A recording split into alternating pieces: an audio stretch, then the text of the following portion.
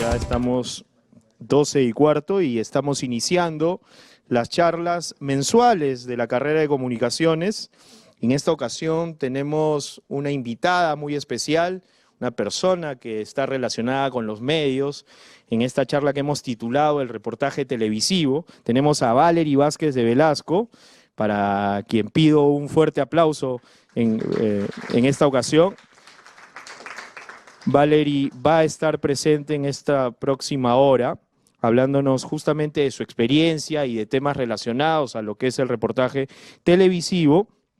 Voy a hacer un resumen de la labor de Valery Vázquez de Velasco, que actualmente ella está en Canal N, la pueden ver en Canal N, y también en América Noticias, haciendo labores también de narración de noticieros, pero Valery tiene una experiencia que abarca, por ejemplo, reportera en el programa Cuarto Poder, ha sido también reportera en Panorama, reportera en reportajes, valga la redundancia, de Canal 5 de Panamericana Televisión, aunque dentro de su extensa experiencia o labor también veo que ella ha sido ejecutiva de cuentas, o sea, una comunicadora holística, integral.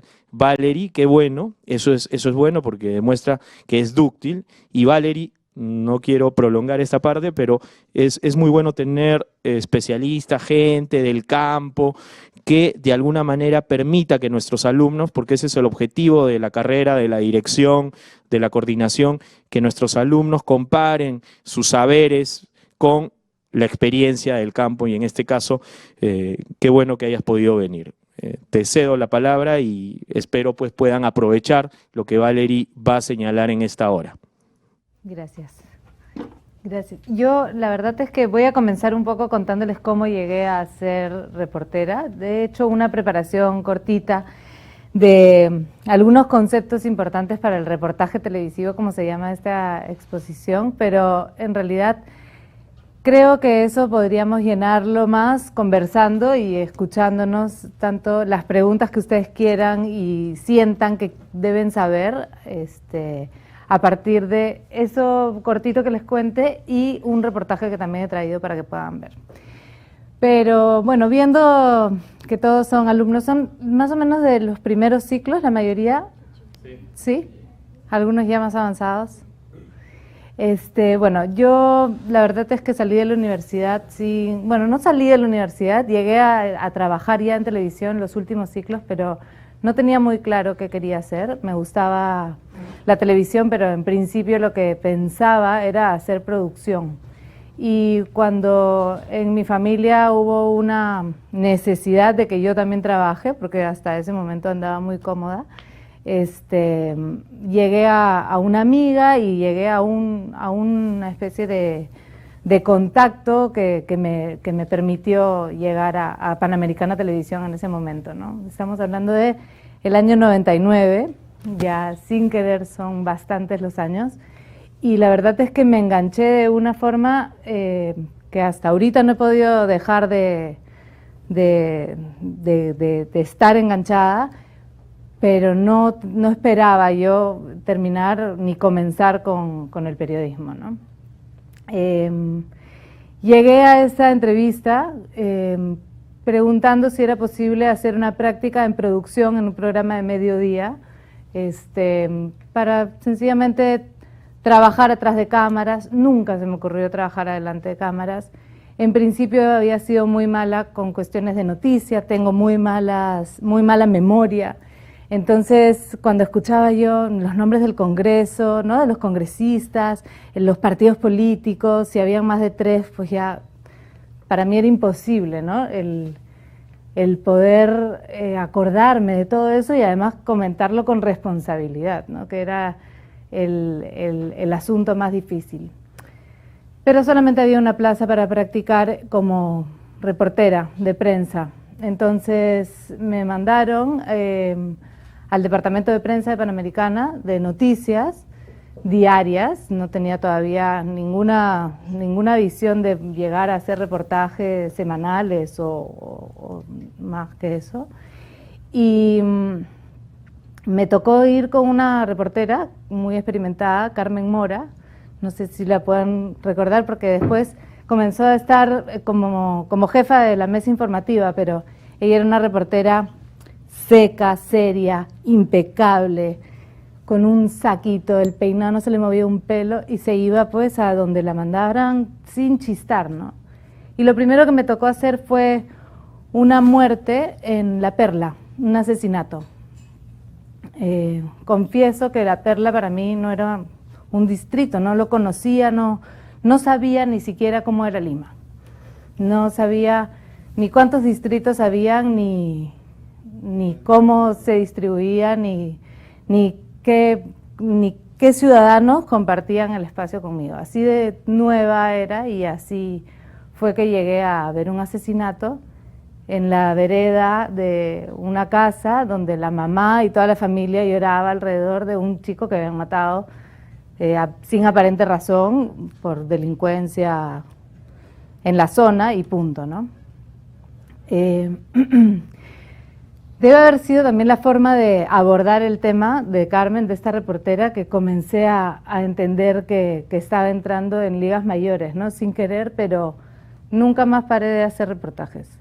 Al día siguiente me dijeron otro tema y yo me volví a enganchar al reportero más experimentado en ese momento, comencé a salir y después de 2 semanas me dijeron, ya hay una plaza para hacer producción. Y yo dije, no puedo, no hay forma. Y ahí me quedé hasta ahora, que han pasado pues 16, casi 17 años de ese momento, ¿no? Después todo ha sido una montaña rusa porque me gustó tanto que comencé a entender todo lo que pasaba en la universidad y lo que me enseñaban en la universidad era muy importante, pero la práctica fue la que realmente comenzó a alimentar todo eso, ¿no? Entonces, poco a poco comencé a hacer reportajes y a buscar el tema más importante del día, la cobertura diaria, que era llegar al canal a las 9 de la mañana, leer los periódicos, salir con 3 o 4 temas, desarrollarlos durante el día y después escribirlos, era lo que me tocó hacer durante unos 3 años, hasta que me tocó hacer el tema más importante del día. Y ahí fue como que cambió un poco todo, ¿no? De ese reportaje chiquito, de esa narración estricta de los hechos, comencé a contar un poquito más historias, ¿no? Y también después de eso salté a hacer reportajes dominicales y finalmente, hice conducción un tiempo, volví a hacer reportajes dominicales y ahora estoy de nuevo en conducción por circunstancias de la vida, pero al final de cuentas todo es lo mismo, son diferentes etapas. Y como decía Pedro, en algún momento me fui de viaje a España y allá no tuve la opción de entrar, que según mis planes yo iba a cargarle cables a cualquiera para poder aprender cómo se hacía periodismo en otro país, pero no me dieron la oportunidad porque había además una crisis de comunicaciones, con lo cual terminé haciendo lo que va detrás de lo que nosotros vemos en pantallas, que es quienes venden la publicidad, los espacios informativos, qué creamos para que los auspiciadores entren a dar plata para que el programa sea mejor, y bueno, también es el otro lado, ¿no? Así que al final nunca me he alejado de la televisión ni de los medios, he estado en radio también un tiempo y he escrito algunos artículos que es lo que más me cuesta, pero lo que más me gusta también. Entonces, bueno, voy a presentarles esto, es muy cortito, es un PowerPoint que les he preparado en base, las primeras fotos son, ¿se puede ver mejor? ¿Esto se puede apagar o no lo vamos a apagar? Las fotos son de un viaje que hice al Marañón, le hemos puesto el título de esta charla. Hicimos, a partir de unos viajeros experimentados, una excursión al río Marañón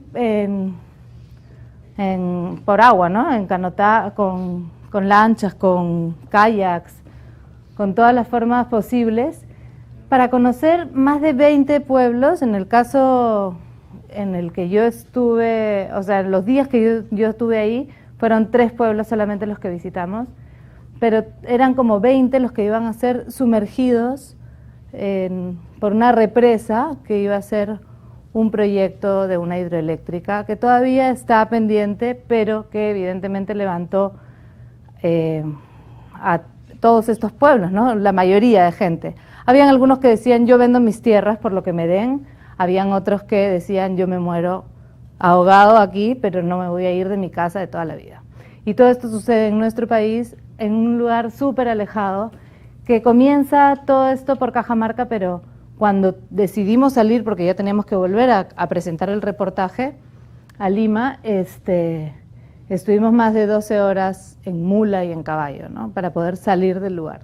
Son de esos lugares donde si tienes una emergencia médica no sales nunca, si tienes que votar no llegas nunca, o sea, el Perú más olvidado. ¿Podemos pasarle a eso? Sí, bueno, básicamente he puesto algunos conceptos, ¿no? El reportaje es contar una historia, ya cuando nos toca salir a la calle, nos toca un tema, puede ser un título básico, ¿no? El titular del diario cualquiera. Y te dicen, ya, bueno, vamos a hacer un reportaje a partir de esto. Tú sales y tienes que narrar, pero de la manera en que enganches a tu público, ¿no? Puede ser un minuto, pero tienes que tratar. Por eso es que a veces comenzamos las noticias con una declaración, la más fuerte, ¿no? Y es como para que la gente no te cambie de canal, para que el espacio sea bien aprovechado y que la gente no se vaya, ¿no? Porque no nos podemos olvidar que al final de cuentas es un espacio en televisión súper valioso y queremos que el público se quede en ese canal, ¿no? Al final de cuentas es una pieza que también debe vender. Entonces, no todavía. Entonces, bueno, es ofrecer información, es hacerlo en un lenguaje muy fácil, porque al final de cuentas el público es de todo tipo. Hay quien está lavando los platos, la que le está cambiando el pañal al hijo, el que está enseñándole las tareas al otro hijo. Entonces todo el mundo está un poco distraído y la televisión te tiene que ir contando en fácil, ¿no? Eso. A diferencia de la noticia es necesario, bueno, ya ahí nos vamos un poco a lo que es el reportaje en sí, ¿no? Ya no estamos hablando de la noticia de un minuto y medio, que es lo que pasa en un noticiero, que es narrar los hechos, sino ya nos vamos al reportaje, que es, vamos a dedicarle un poco más de tiempo y vamos a contrastar la información con diferentes fuentes, ¿no? Vamos a transportar al televidente para que pueda pisar una realidad que no es la que tiene en ese momento, ¿no? Y lo que les decía, la noticia diaria puede durar entre 1 y 3 minutos. Cuando yo terminé haciendo estos especiales sobre la noticia diaria, duraban unos 3 minutos, y en ese tiempo había que resumir todo, pero tenía que ser más completo. Sin embargo, un reportaje, lo que se le llama un reportaje de magazine, puede ser de 3 hasta 20 minutos, 25 minutos, ¿no? Un reportaje de Cuarto Poder o de cualquier dominical, son reportajes que se preparan en más tiempo y también duran más tiempo, donde además se cuida mucho más la imagen, el audio, la edición. No es lo del diario, ¿no? El reportaje diario es volar, pegar imágenes, cortar, pegar y tratar de hacer lo mínimo, y porque el tiempo no te da también, porque tienes que hacer 40 noticias en un noticiero, entonces no hay ni tantos editores, ni tanto tiempo, ni nada. Entonces, en un reportaje de magazine, que es como le llaman a estos, pues te demoras unas 15 horas por cada reportaje. Entre que lo editas, bueno, entre que lo preparas, entre que ves las imágenes, bueno, al final es lo que hay. Y después, bueno, los documentales, ¿no? Que ojalá nos tocara a todos hacer documentales alguna vez, porque esa es una experiencia completamente distinta, donde sí se cuida al máximo cada unión de palabra, cada unión de imagen, la música, etcétera, ¿no? El hecho es que en todos los casos, ya sea 1 minuto, 3 minutos, 10 minutos o 1 hora, todo parte de una línea. Tú tienes una historia. En este caso, los pobladores del Marañón se oponen a la construcción de la hidroeléctrica. Es la línea. Tú puedes contarlo en 1 minuto, en 3 minutos, en 20, en 1 hora. Pero al final, tú tienes una idea que es lo que vas a desarrollar de la manera en que necesites hacerlo según el espacio que vayas a cubrir. Bueno, he puesto esta foto para poner el reportaje, ahorita lo podemos poner, la nota. Son 14 minutos creo que dura, y ahí más o menos van a poder ver de qué los que han surcado sus aguas fuertes pero generosas, y pocos también los que recuerdan que el Marañón fue bautizado como la serpiente de oro por el escritor peruano Ciro Alegría. Su riqueza aurífera y su forma serpenteante le valieron el nombre, pero hoy, sobre el río madre del Amazonas, en aras de la modernidad y el desarrollo, se planifica un proyecto energético que cambiaría su cauce y la vida de su gente. Para nosotros los serendinos es como si nos hubiera tocado una maldición, porque acá en el río Marañón, que colinda precisamente es parte de nuestra provincia de Serendín, han planteado represar todos nuestros valles en más de 3.000 hectáreas, de valles productivos en donde producimos cacao, frutas, también se produce coca, ¿no? Entonces van a represar y van a tener que desplazar a más de 1.000 personas que viven y precisamente en estas tierras, ¿no? El río Marañón durante nuestra historia ha sido una inagotable fuente de trabajo y alimento. La vía de comunicación entre pobladores que prácticamente viven olvidados. Una alternativa turística para los amantes del canotaje y por su geografía, hoy también se ha convertido en un tesoro para la generación de energía eléctrica. En la práctica, en estos momentos, hay en estudio 5, 6, 8 proyectos. 8 proyectos en el río Marañón. En el río Marañón. El primero de los proyectos a realizarse, la central hidroeléctrica Chadín 2, ya tiene aprobado el estudio de impacto ambiental y aunque aún no se han iniciado las obras en el área de influencia, la empresa Hace Energía, propiedad de la constructora Odebrecht, pretendería en un futuro no muy lejano embalsar sus aguas en un área de 32.5 kilómetros cuadrados, algo que podría sumergir las orillas donde hoy habitan más de 20 pueblos. Todo lo agarra hasta cerca a Balsas. ¿Pero hasta qué altura, por ejemplo? Más o menos será una altura hasta medio cerro, nos dijeron así. Se tapa todo nuestro pueblo. Este es el recorrido por el tramo que va desde el pueblo de Balsas al de Tupén Grande. Más de 50 kilómetros de río donde hay 21 centros poblados que se verían afectados si Chadín 2 termina por construirse. Una ruta que es comparada con la del río Colorado en el Gran Cañón en Arizona, Estados Unidos. Estas son las embarcaciones con las que vamos a recorrer por 3 días el río Marañón con guías expertos que han llegado de todas partes del mundo para conocer la ruta. Y este es el primer rápido que vamos a tener que atravesar. La mayoría de estos viajeros que ha surcado los más caudalosos ríos del mundo ha desarrollado su destreza en las profundidades del Gran Cañón del Colorado. Todos son de Estados Unidos, Australia, son remadores que tienen 20, 30, hasta 50 años remando. Y han trabajado en esto y muchas otras profesiones que tienen ellos, ¿no? Pero su hobby, lo que les gusta hacer es esto, remar por ríos, explorar ríos que se están volviendo famosos a través del tiempo, ¿no? Su comandante por el Marañón es Rocky Contos, quien ha descubierto y publicado en la revista científica Área que el río Amazonas, además de ser el más caudaloso del mundo, es 80 metros más largo de lo que se pensaba, superando así al río Nilo en Egipto. Se trata de un investigador que busca la conservación de los ríos navegables del mundo, un expedicionario graduado en biología molecular, bioquímica y neurociencias. Tengo casi unos 200 ríos que he hecho que eran primer descensos. La mayoría en México, pero unos en Centroamérica, unos en California y varios acá en el Perú. Este río es muy especial, el río Marañón, porque es muy grande, es bien navegable con rápidos de clase 3, un poco de 4.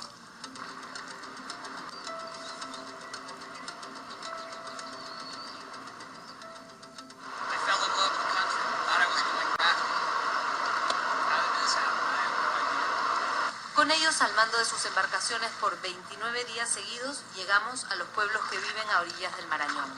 Zonas alejadas del Perú donde no hay hospitales ni colegios y que están a 8 y hasta 12 horas de distancia de las carreteras a pie o en acémila. Pueblos que por este proyecto hidroeléctrico se han puesto en pie de lucha.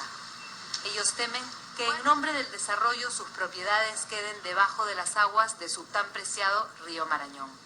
Y nosotros no queremos, nosotros mejor es que venga el turismo por acá y nos apoye y no estar, no, que no vengan, es más claro, es de la empresa pues, que dicen que vengan en Laguna Hermosa acá. ¿Y los ronderos cómo están armados? Nosotros con nuestros palos y piedras tenemos bastante para defendernos.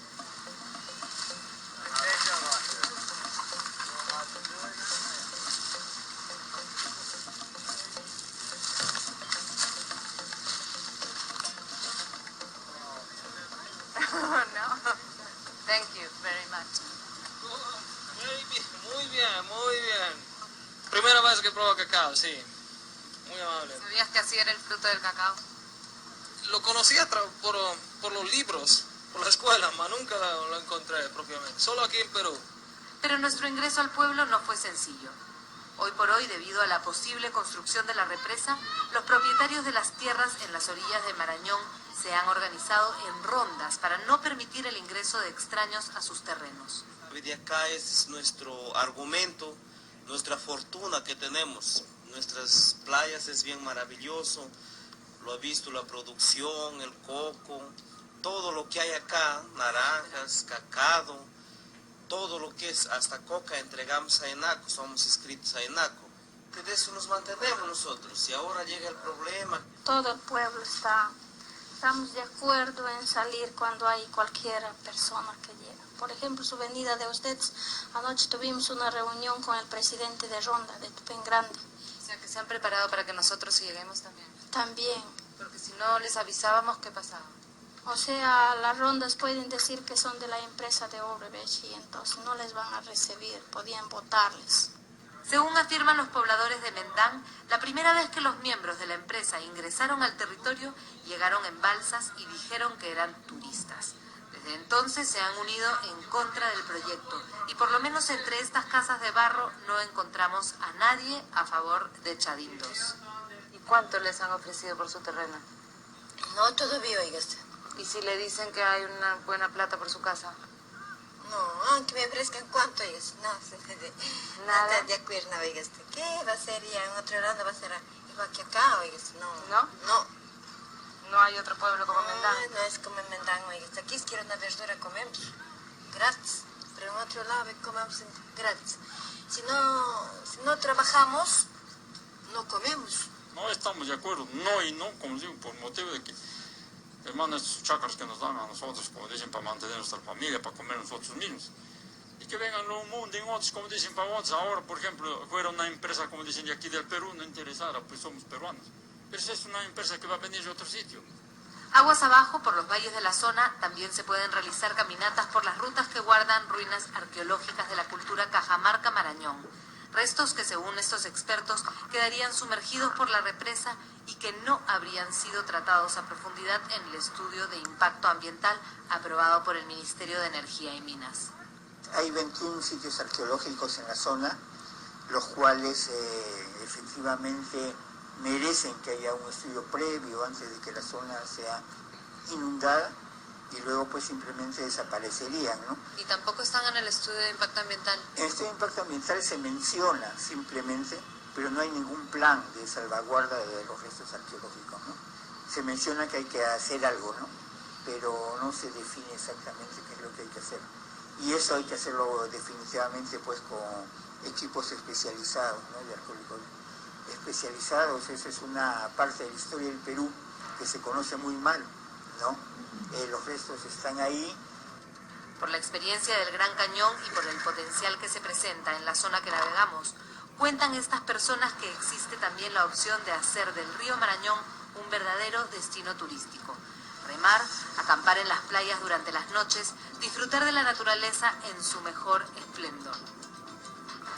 Cocinando con gringos al borde del río Marañón. Según los especialistas, la cantidad de puestos de trabajo para la gente de la zona, si se desarrollara el sector turismo, sería similar a la que promete el proyecto hidroeléctrico Chadín II. Quiero que la gente del Perú conozca que este río es muy similar al río Colorado de Estados Unidos. Y lo que hicimos en los Estados Unidos es proteger ese río como un parque natural. Hay casi 30.000 personas por año que reman ese río en una balsa. Como casi 500 millones de dólares ellos llevan y pagan y entran en la economía en estas partes. Pero mientras más avanzamos hacia el lugar donde se construiría la barrera de 180 metros que no permitiría que la fauna, los peces y el sedimento fluyera río abajo, mayor es la furia entre los pobladores. Esto es Tupen Grande. No estamos de acuerdo por un motivo que nosotros somos felices aquí. Feliz, vivimos feliz toda la vida y por eso que no queremos a Chadín 2. No queremos que nos molesten, señorita. Y aunque algunos dijeron estar dispuestos a escuchar los ofrecimientos económicos que el proyecto pagaría por sus terrenos y casas, el sentir de la mayoría de los pobladores de Tupen Grande parece estar en contra de la obra. A mí me sacarán muerta, le digo a mis hijos. No sé, yo no sé, termino mi vida, le digo. Yo de acá salir, no. Quiero salir a otro sitio, porque en otro sitio yo nunca me voy a acostumbrar. Cuando el dirigente de la base ronderil de Tupen Grande nos mostraba las armas con las que se están defendiendo los territorios, fuimos testigos de un potencial conflicto social.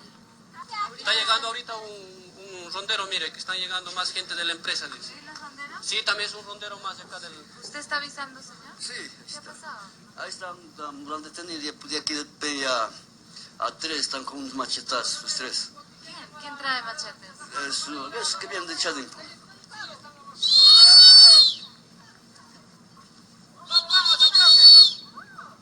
Los ronderos de Tupen Grande nos han pedido que los acompañemos al encuentro de estas 3 personas que estarían llegando al pueblo. Tenemos que caminar más o menos 1 hora monte abajo. Y ahí estaban, 3 intervenidos. Uno de ellos se identificó como trabajador de la empresa Chadín 2, técnico ambiental. Los otros, solo acompañantes, y la ronda inmediatamente los despojó de sus documentos de identidad y de sus celulares. ¿Por qué usted vienes por las orillas del Marañón? Sabe usted muy bien que nosotros estamos en nuestra lucha y rechazamos a la empresa. ¿Y por qué usted viniste? La hemos solicitado nosotros. Hemos dicho que venga el trabajador de donde está de la empresa, de Chadín 2. Queremos que nos explique por qué venga. Nosotros en ningún momento la hemos solicitado. ¿Usted está apto a recibir una sanción físicamente en esta base de ronda de Tupen Grande para nosotros luego darles una soltura? ¿Está apto? ¿Recibir una sancioncita físicamente? Si es que lo toma la decisión en la ronda, no hay problema. Porque mira, yo soy... Una sanción físicamente, nada más. ¿Qué es eso? Sus canguros, sus ranas, sus planchitas. Los intervenidos fueron entregados a la ronda de Yajén, quienes de hecho nos detuvieron cuando salimos del río en mulas y caballos al día siguiente. Vamos a hacer cadena ronderil y vamos a traer a Yajén a los detenidos. Ah, sí, los están cambiando de ronda. Sí. ¿Y qué van a hacer luego con ellos? Vamos a investigar quiénes están tras de eso y luego pasaremos a otra base. Dejamos así la zona del conflicto. Nos despedimos del río, del campamento, de los viajeros y en Lima buscamos a Odebrecht y al Ministerio de Energía y Minas para conocer su posición sobre el proyecto y para sorpresa nuestra, ambos nos enviaron una nota informativa con el mismo texto. Idéntico contenido que según la empresa constructora habrían preparado en su redacción. Ambos comunicados indicaban en suma que de no cumplirse las bases y estándares técnicos de salud y seguridad ambientales y sociales que dictan las organizaciones como el BID y el Banco Mundial, no se llevará a cabo la ejecución del proyecto. Un Chadín 2 que para José Serra, además de presentar algunas fallas en el estudio de impacto ambiental, no sería tan rentable. Sabemos que en su propio estudio de factibilidad la rentabilidad es inferior al 12% que en general buscan ganar las compañías de generación hidroeléctrica. En su propio estudio es del orden de 10%, ¿no? Y en el estudio que hemos hecho nosotros es del orden de 8%, ¿no? Entonces, ese es un factor importante para que el promotor decida si va a hacer o no hacer, ¿no? La Serpiente de Oro es una de las maravillas más impresionantes de nuestro país. Una fuente de recursos que debe ser preservada de la mejor manera. Y ahora, con ambiciosos proyectos como estos, en una zona que además tiene la experiencia de Conga, sorprende que la ley de consulta previa brille por su ausencia. Esperemos que no, pero podría ser una vez más esta una guerra de sordos.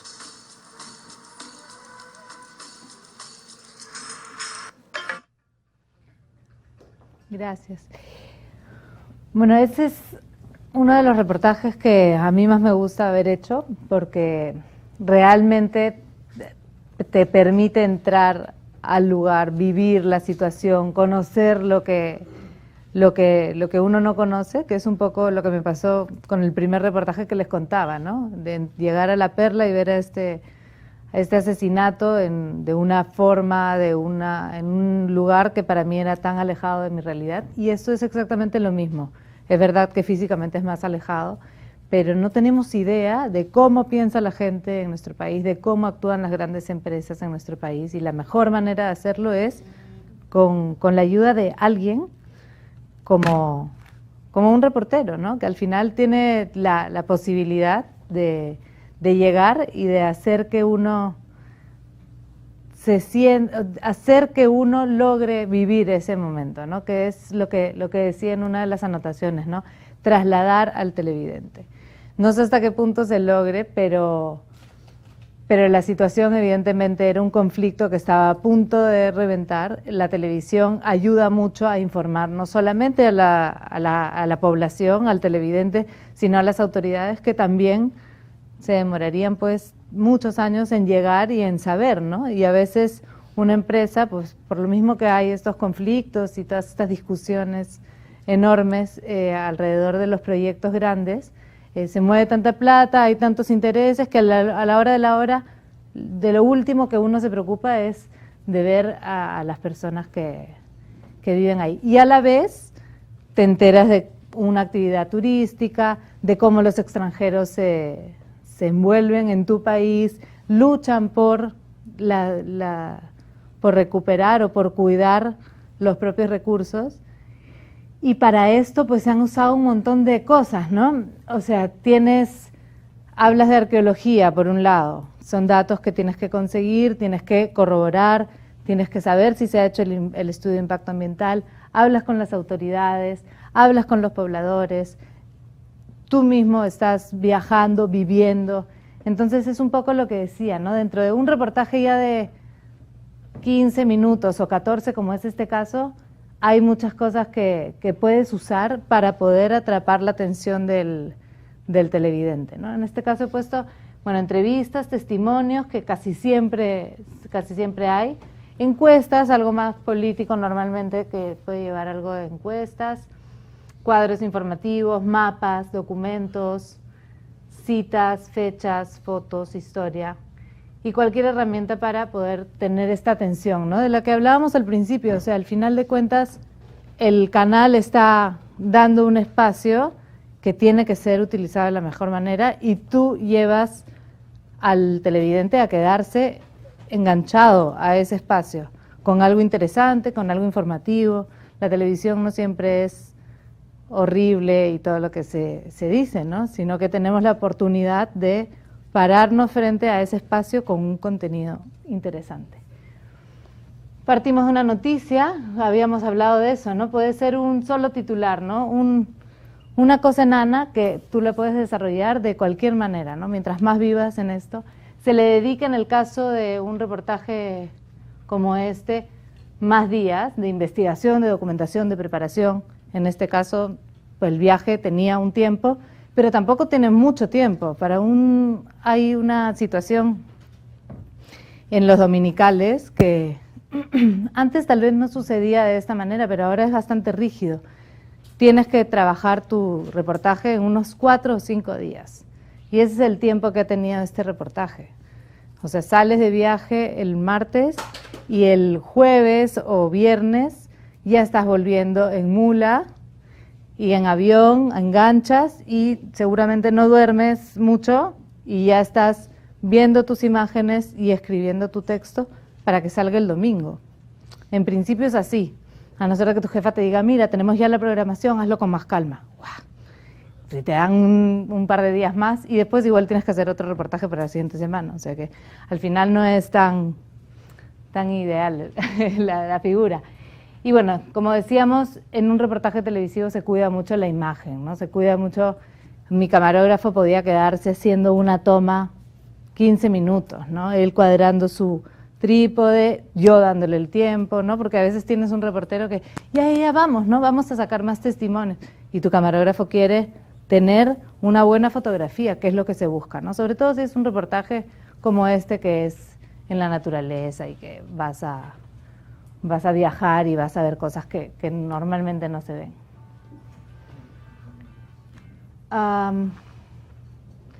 Bueno,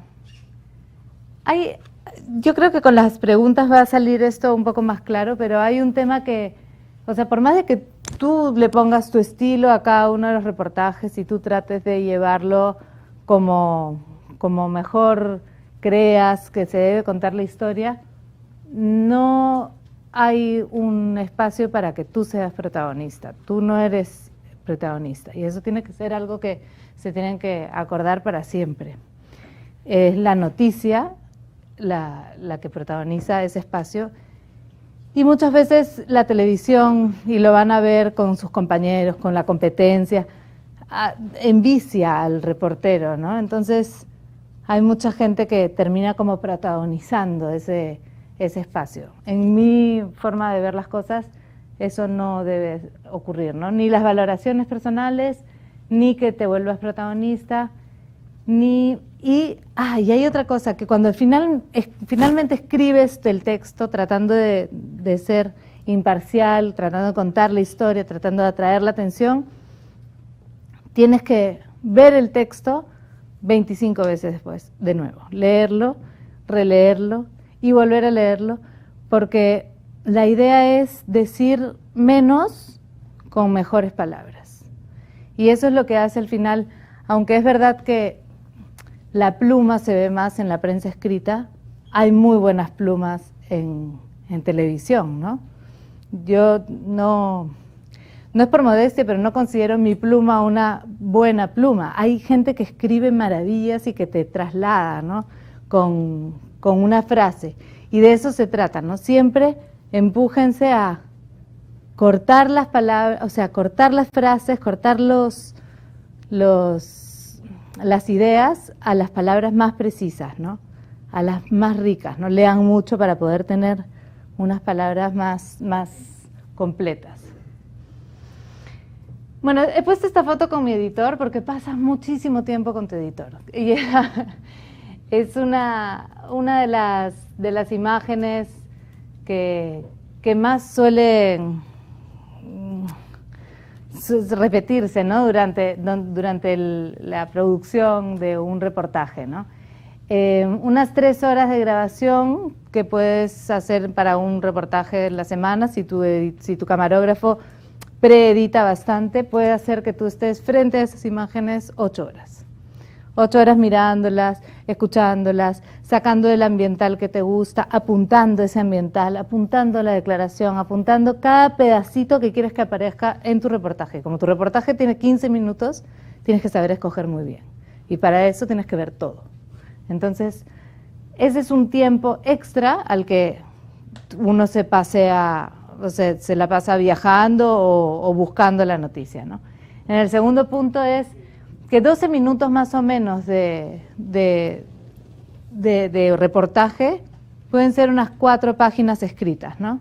Escribes un párrafo, luego escribes la declaración, escribes otro párrafo. 4 páginas más o menos te va a dar unos 12, 5 páginas, unos 15 minutos de reportaje, ¿no? Pero finalmente, cuando llegas a tu isla de edición, vas a estar por 1 minuto editado, 1 hora trabajando. Entonces, calculen más o menos la cantidad de horas que tiene una pieza como esa, ¿no? Valórenla a partir de ahora cuando vean un programa dominical, así, siéntense y mírenla con esos ojos, con esa idea, porque en realidad cada minuto es un trabajo donde se buscan pues ponerle todos los efectos necesarios, la música, la mejor imagen,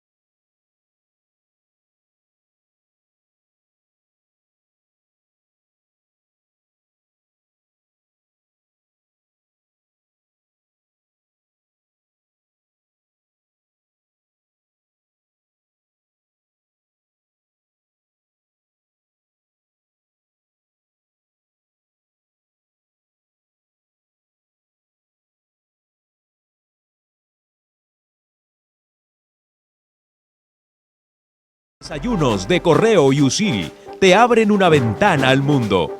El análisis, la información y las entrevistas a los...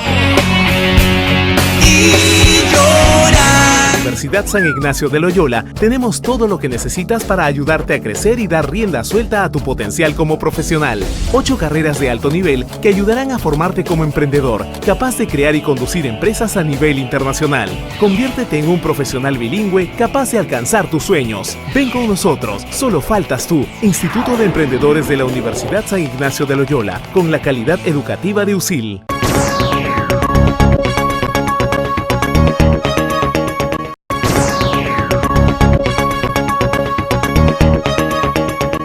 Seguimos creciendo y tú puedes ser parte de este crecimiento. Vive USIL en el mundo.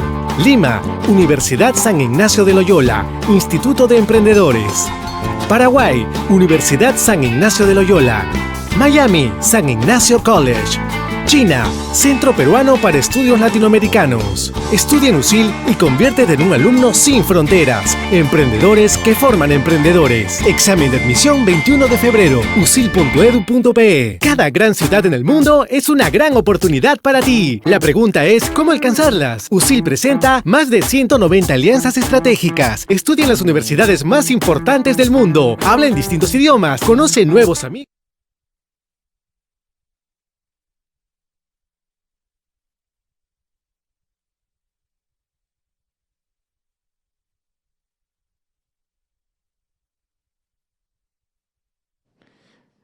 Bien, continuamos con la charla, interesante charla de Valery Vázquez de Velasco, y vamos a pasar a la parte de las preguntas. En el tiempo que mis alumnos se toman en elaborar sus preguntas, voy a comenzar con una preguntita, una consulta, Valery. Algo que has señalado de lo importante que es leer y relacionándolo al reportaje que tú has presentado. Por ejemplo, en el caso de La Serpiente de Oro, de Ciro Alegría. ¿Qué importancia tiene, y lo hemos hablado incluso con los chicos algunas veces en el salón, qué importancia tiene para un reportero, para un comunicador, un periodista, leer, en este caso, literatura? ¿Cuánto eso lo va a ayudar en los reportajes? Yo no he sido muy buena lectora, lo confieso, pero cada vez soy más, ¿no? Porque en realidad te da eso, las palabras, la posibilidad de decir las cosas, como decíamos, con menos esfuerzo, con una palabra más precisa, ¿no? De hecho, leer todo, literatura, revistas, periódicos, todo el rato hay que estar. Y ahora con las redes sociales que te ofrecen todo el tiempo artículos y todo el rato puedes estar averiguando. Al final yo creo que leemos el 80% del tiempo que estamos despiertos. No sé yo, no sé ustedes, pero a mí me sucede eso, ¿no? Y tengo un libro debajo del brazo, como dice mi jefa, todo el tiempo, porque sí, es importantísimo. Bien, ¿alguna pregunta? ¿Alguien que desee? Ahí tenemos a Hugo con el micrófono. ¿Alguna? Acá, Hugo, aunque yo le puedo pasar el micrófono. Buenas tardes. Hola. Mi pregunta es más hacia lo emocional. ¿Cómo hace para trabajar con ese tipo de reportajes, tratando de ser imparcial a la hora de editar su trabajo? En realidad siempre te envuelves un poco en la historia, ¿no? El reportaje televisivo, el reportaje largo del que estamos hablando, te permite de alguna manera no inclinarte, porque tú vas a buscar a todas las partes. Tú vas a ir a la empresa y vas a decirle, quiero que me cuentes, y te va a mandar una hoja en blanco, a diferencia del calor de la gente que te ha dado el coco, que ha bajado para ti. Entonces realmente la situación es difícil, ¿no? Pero yo creo que es confiar en el sentido común y también ser justo con las conclusiones, ¿no? O sea, tienes que tener claro de qué manera quieres que se desarrolle tu país, de qué manera quieres que las cosas funcionen, pero también que la situación se desarrolle de manera justa para todos, ¿no? No es que no toquen ninguna tierra, no hagan ningún proyecto y vivamos como, no sé, pues hace 5.000 años, sino que vayamos haciendo cosas pero de manera justa, no atropellemos al hacer, ¿no? Y yo creo que ese concepto básico está en cada uno, ¿no? Por eso te decía un poco de sentido común, y a partir de eso desarrollar el tema. es muy fácil inclinarte hacia un lado, pero justamente hay algo que es básico, que es de ley, que tienes que buscar la opinión de todas las partes. Entonces eso te da un poco el equilibrio. ¿Alguna pregunta? Bueno, ahí está, Cintia. Buenas tardes. Mi pregunta es respecto a cómo llegan a identificar o a seleccionar el tema que desean desarrollar. Si, por ejemplo, en el caso de los pobladores del Marañón es un tema desconocido, para mí era totalmente desconocido y supongo que para muchos de nosotros también. Entonces, ¿cómo ustedes llegan a saber sobre los pobladores de ese lugar o qué está sucediendo en verdad ahí y se arriesgan a ir sin saber en verdad qué pueden obtener? Bueno, en el caso de un viaje como este, se planifica bastante bien, ¿no? O sea, hay una excursión, como veíamos, este chico, Rocky Contos, se reunió conmigo antes, la persona que sabía sobre los estudios de impacto ambiental también se reunió conmigo antes del viaje y de alguna manera planificamos la situación. Ese trabajo previo se le explica al jefe del equipo, ¿no? En este caso a Gabriela García, que es la jefa de Cuarto Poder, y se les cuenta delante de todos los reporteros. Una vez a la semana, los martes, nos reunimos a las 10 de la mañana y todos los reporteros, todo el equipo, del que yo ahorita ya no formo parte, pero nos reuníamos, he estado 3 años haciendo eso, para hablar de cada tema. Y propones el tema. Mira, hay un viaje, la situación es esta, podemos encontrar esto, tendríamos que viajar a tal sitio, nos demoraríamos tanto, regresaríamos de tal manera. Más o menos tú como reportero ya lo tienes desarrollado. Y también te enteras de cosas que yo no tenía idea tampoco. Llega una persona que te dice, mira, hay una situación que en cualquier momento se enciende y termina mal, ¿no? Como pudo ser Conga o como cualquier proyecto, ¿no? Entonces tú vas averiguando paralelamente al desarrollo del tema que te toque esa semana y finalmente terminas por presentarlo y si te lo aceptan, porque muchas veces te dicen no, porque ya tenemos viajes, porque no hay presupuesto, porque la semana es más política, cualquier cosa que al final se puede ir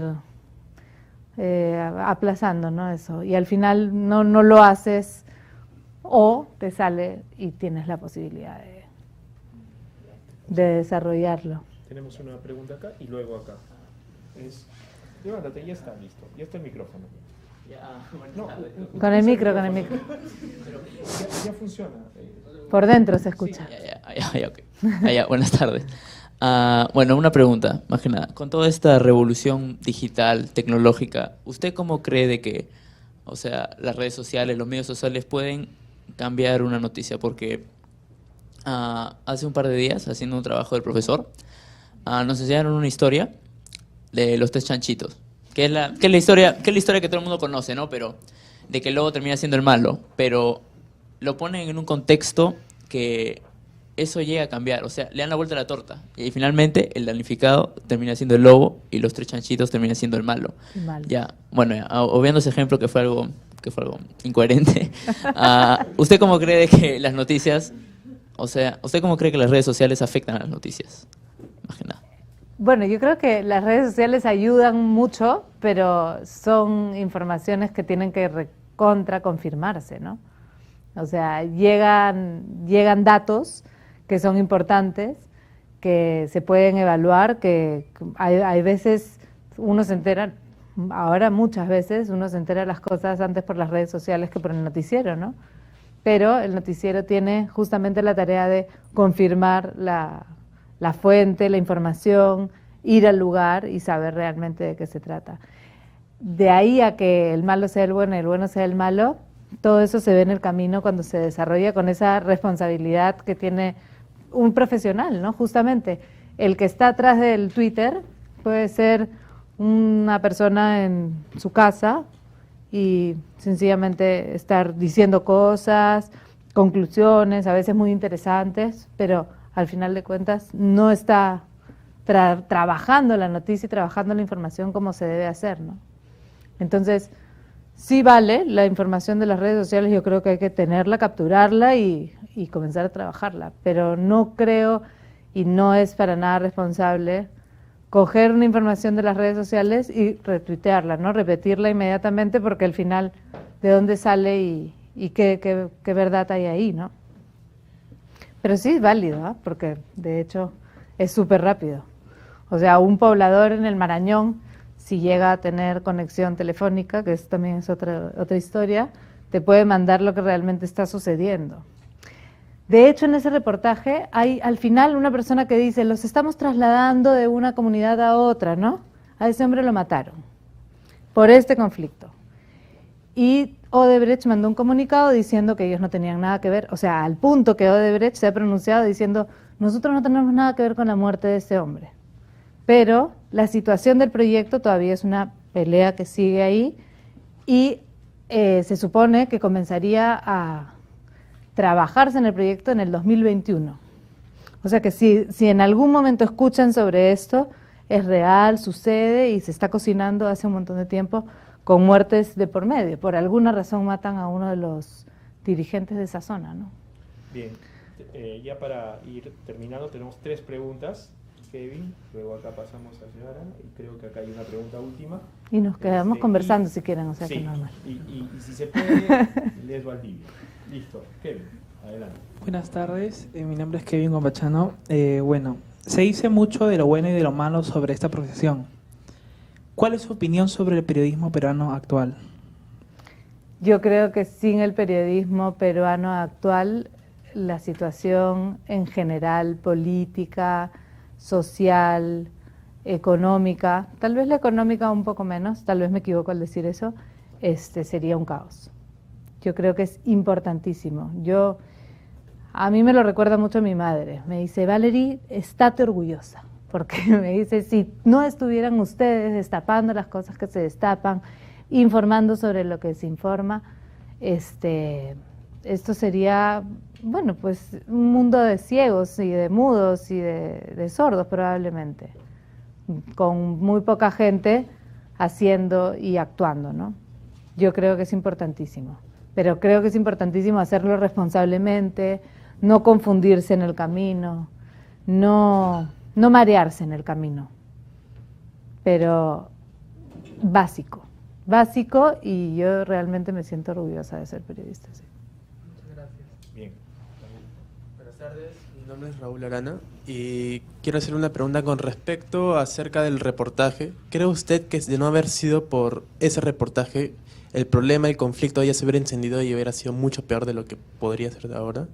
No estoy segura porque creo que el reportaje ha sido en una época y todavía el proyecto se está peleando, como te digo, en otras ligas, ¿no? O sea, todavía hay pobladores que acusan que la empresa está matando y suele salir algo de información en los periódicos locales, sobre todo.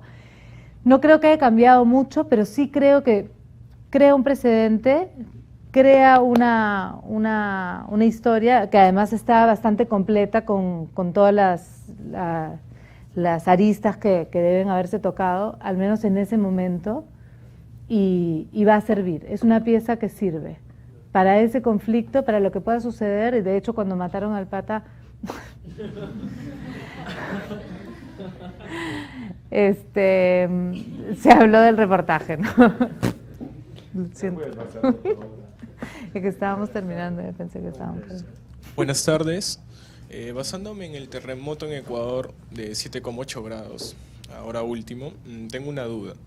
Estoy viendo un canal de televisión o cualquier medio, sea la radio, televisión o periódico, y me doy con la impresión que hay 238 muertos en tal canal. Cambio de canal y me indican que hay 250 muertos. ¿Por qué motivo se dan estas cifras?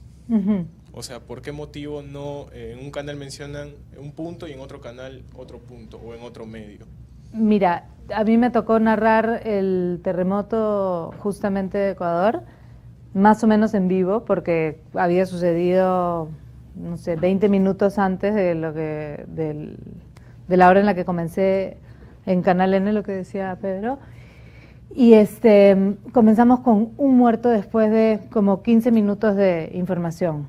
Era tan difícil llegar al lugar donde había ocurrido porque se habían caído las comunicaciones, la electricidad y todo, que al final se iba informando un poco al pasar de los minutos. Entonces comenzamos diciendo que hasta ahora hay un muerto porque se ha caído un puente sobre un carro y ha quedado atrapado, y es lo que confirmamos. A las 3 horas, creo, salió el vicepresidente a decir que habían 250 muertos, pero era una multiplicación de pronto que era demasiado impresionante, ¿no?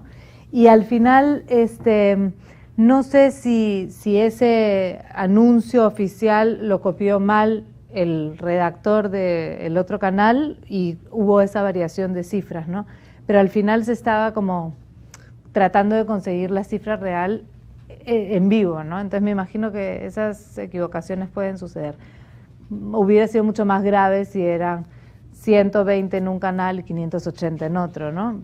Quiero decir, por 20 personas, cuando la cifra se está multiplicando de esa manera y cuando la noticia está siguiéndose minuto a minuto, creo que puede suceder, pero no por irresponsabilidad, sino porque la información va llegando así, ¿no?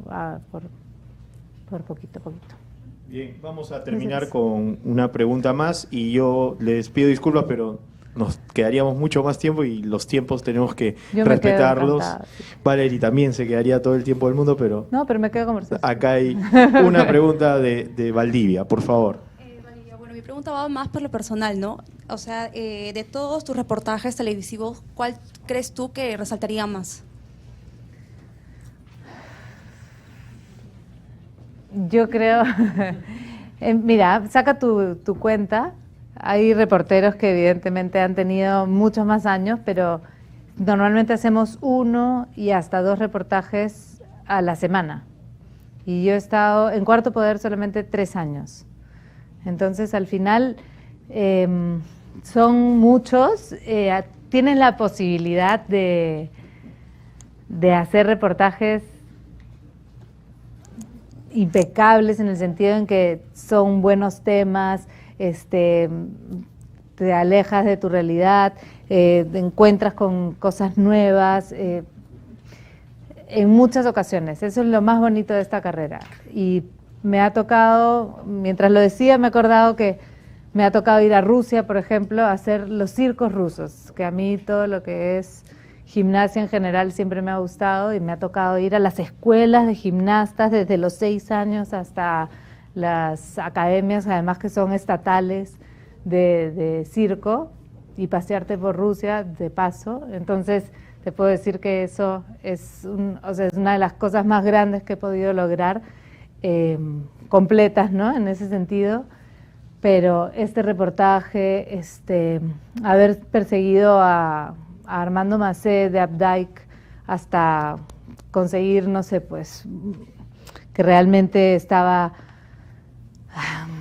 portándose mal y que el Poder Judicial de alguna forma también está viendo su desenvolvimiento como presidente de la Asociación de Compositores y Autores del Perú. Ese tipo de cosas también te ayudan, ¿no? Te hacen tu carrera, ¿no? Te hacen ir dibujándola, y cada uno de los reportajes, yo creo que algunos hay más aburridos, algún policial que tú no le encuentras. A mí los policiales al final, aunque mira, comencé con lo de la perla y con este muerto, pero no me matan porque al final siento que hay mucha indiferencia y mucha injusticia y al final no se solucionan muchas cosas.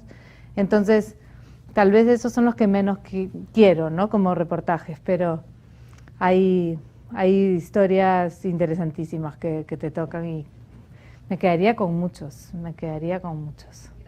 Bien, agradecemos la participación de los estudiantes con sus preguntas, agradecemos igualmente a Valery por esta charla, esperamos que no sea la última vez que nos visite. Un fuerte aplauso, por favor, para Valery. Gracias. Y finalmente, invitarlos a las charlas mensuales que normalmente realizamos, y infórmense siempre por el Facebook de la carrera. Muchas gracias y volvemos en cualquier momento.